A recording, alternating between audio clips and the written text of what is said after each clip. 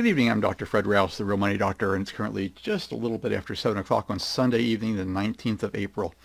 And I want to do today's daily recap of events that affect the way you get, protect, and enjoy your money, your life, and your retirement. Well, there's going to be more money, but how many will see it? And I'm going to get into that in just a few minutes, but right now, one of the biggest things that affects your ability to get, protect, and enjoy your money is the current COVID situation. And right now, there are over 746,000 cases right now in the U.S. Over 41,000 deaths in just the last 3 months. New York State has over 242,000 cases and 19,000 deaths. 14,000 of those are in New York City by itself. The governor of New Jersey is not happy. He's got the number 2 spot with 85,000 cases and 4,300 deaths right now. And the numbers keep going up every day. Each and every case, each and every death is a personal tragedy, and it's taking a toll on individuals, families, as well as the communities that they live in. Nursing homes in COVID areas are getting hit really hard. They have an older population, very few staff, and they're just ripe for problems. The governor of Illinois said that 25% of the cases in his state are from nursing homes. Right now, if you get COVID, you get about a 20% chance of getting hospitalized. If you get COVID, you've got about a 10% chance of ending up in an ICU, which comes really close to being on a ventilator, which isn't a pleasant experience. Now, healthcare workers continue to bear the brunt of this as a profession anyway, and about 10 to 20% of all the cases of COVID involve healthcare workers. The next group of folks taking a lot of big hits are the store clerks, especially those in COVID areas. Okay, and the problem with that is 85% of the customers are not social distancing, and they're not wearing masks. So it's a problem for these folks.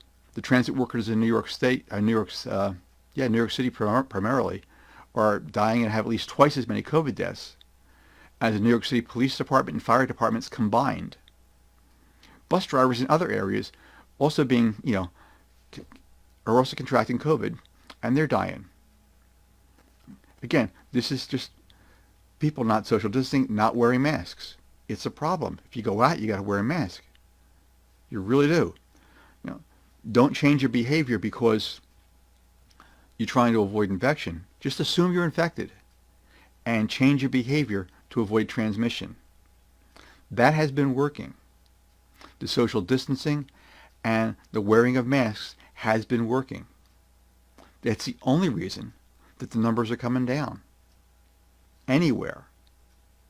And the only numbers that are coming down right now is that the number of new cases is slowing and the number of intubations is also slowing.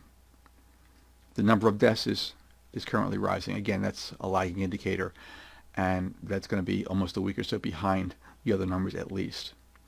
Now, on top of the bus drivers, postal workers, the ones that are out there every day delivering your mail as well as your packages, are also dying, along with UPS people, FedEx and Amazon delivery people.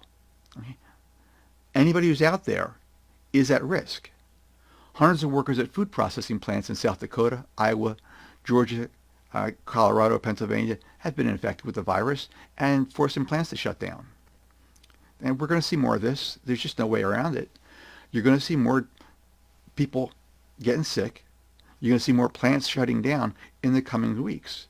And the problem is there's no instant test. So you get low-paid workers working in the factories that are on top of one another.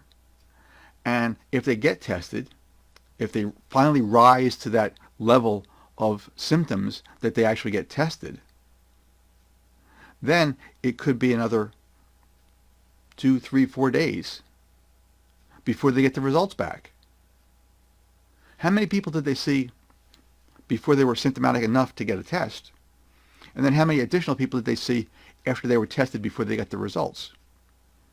This is what happens with this thing. It multiplies really fast. If you've got one case, one person, assume you've got 5 someplace, at least 5, because that's how quickly it moves. Now, it's starting to affect the food supply. and there are food in certain areas, but you can't get it from the processing plant or from the farm to the grocery store to the consumer. There are a lot of chains in between there, and all those chains, all those links of those chains are filled with middle-class people doing their jobs, and these are the ones that are out there getting sick and dying of COVID. Now, the country's been shut down for a while now, and families as well as individuals and hundreds of thousands of small businesses are just crumbling under the continued financial strain. And there's a really big push to open up the country right now, primarily coming from the president's office. Inside the safety of the Oval Office, he's tweeting, liberate this state, liberate that state. And it's okay, and he didn't say it was okay, but he wants you to liberate this state. And in essence, he's telling his supporters to go and defy the governor's stay-at-home orders. Now, the President of the United States, in his official capacity as the leader of this nation, is effectively inciting people to defy lawful orders of elected governors of their states and actually break the law. That's something you've never seen before. In the 240 plus years history of this nation, you've never seen that before, where a president tells a group of people, directly or indirectly, to go and break the law. But it's happening now. And the novel thing is, the folks that he's inciting, they come out and they're strapped with sidearms, and they're carrying AK-47s and shotguns, and they've got their mega hats on, totally oblivious to the fact that none of those weapons, or the president himself, is going to protect them from the virus that they're exposing themselves to, their neighbors, and their families. There are a number of folks appearing on camera being interviewed. Now, some of them don't believe that the virus is real. Okay? Some blame the media for fake news or blowing it up more than what it actually is. Others think the virus is real, but they can't really get it because they're protected from some higher power. Obviously, I don't agree with any of those things.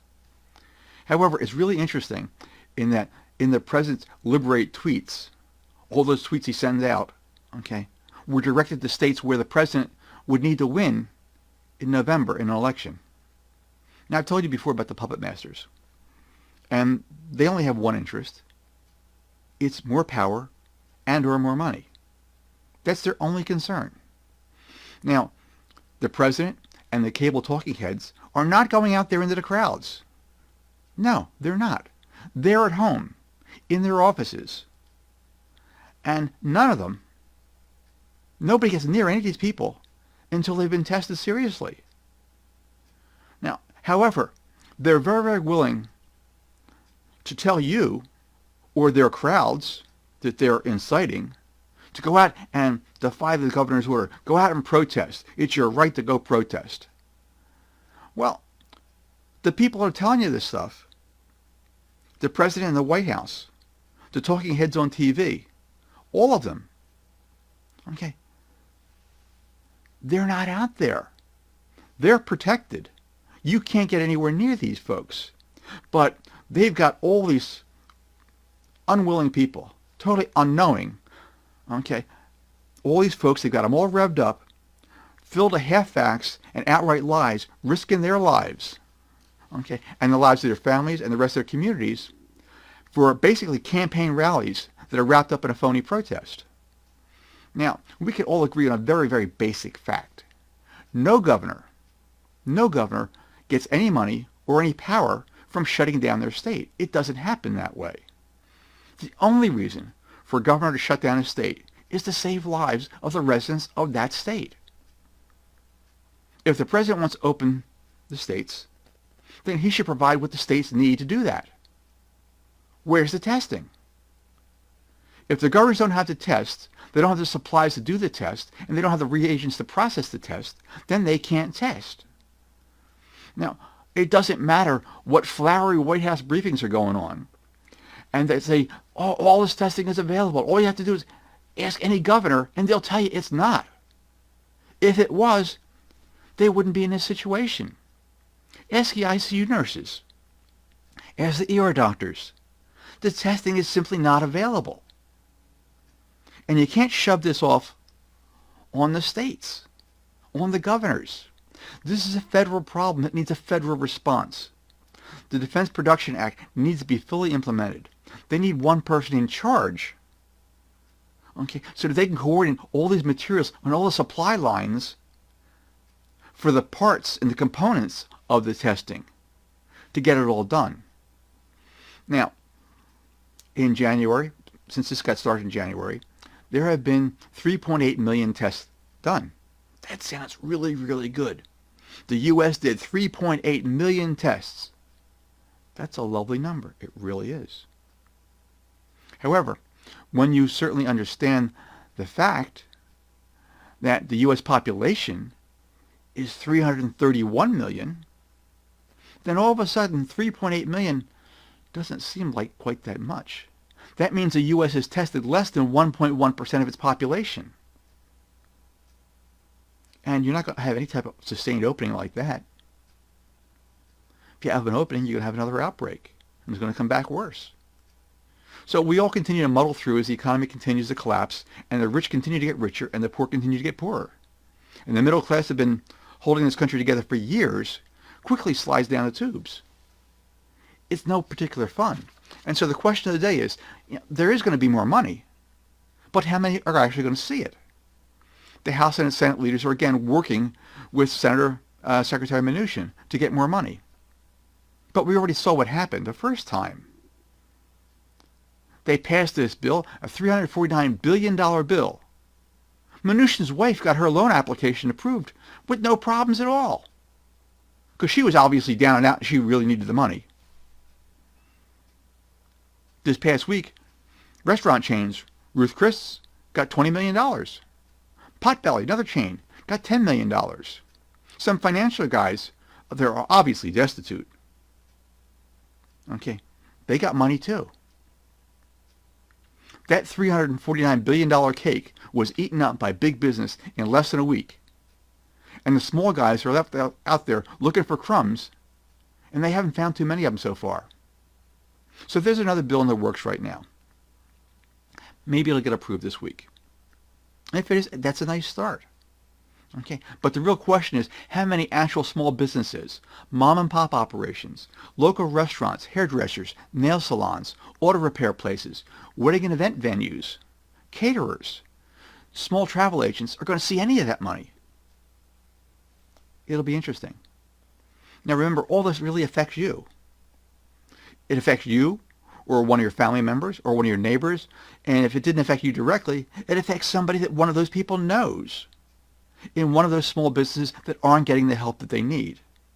This has been an entire debacle, okay? And this is why you need a plan B. You already see what happened to a lot of people's plan A. They were counting on that job, thinking that they'd be secure and no problems at all. Things happen out of nowhere. And their plan A job just got shot to hell. Okay. It was totally destroyed by absolutely no fault of their own, by various puppet masters' actions and inactions. They were only looking out for their own puppet master friends, families, and their donors. So you need a plan B. You need a plan B that you can control your life and your money. Today, right now, okay, you need a plan to help you survive, recover, and thrive in this challenging time. Turn off the news. Spend some time with your mind. You'll be surprised the things you can come up with. Spend some time building relationships. Spend some time with your kids. Right now, they're probably driving you a little bit crazy. But spend some time with your mind. Question some things that you thought were universal truths. Question some things that you said, some things that you believed. Are they really true? The people that are promoting these things, what's their interest? Are they a self-interest? Are they puppet masters? Or are they in your interest? Things that you once learned from your parents. Maybe they're true, maybe they're not. Spend some time with your mind. Once you do, it's a very, very freeing experience. Once you go through it, it's difficult to begin with because you don't want to question those things that you thought you were 100% right, and there's absolutely no problem because you're right and everybody else is wrong. When you question some of your own motives, some of your own behaviors, some of your own actions, some of your own words, if you do it honestly, you might be surprised that maybe you weren't quite as right as you thought. It's okay to be wrong.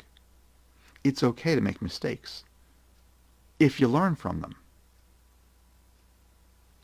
If you continue to do the same thing over and over again and you're not learning from mistakes, then you have a bit of a problem, and it's probably more than I can help you with.